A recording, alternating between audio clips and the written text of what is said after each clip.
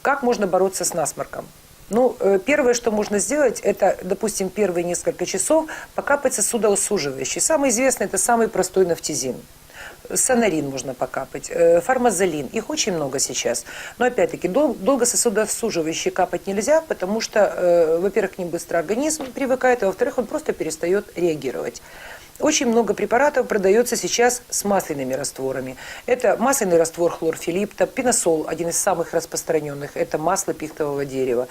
Любые масла, которые вы можете потом закапать в нос для того, чтобы, во-первых, стало легче дышать, а во-вторых, открывается дыхание, и человеку легче дышать становится не только в носу легче, но и как бы легкие будто бы раскрываются. I seek you.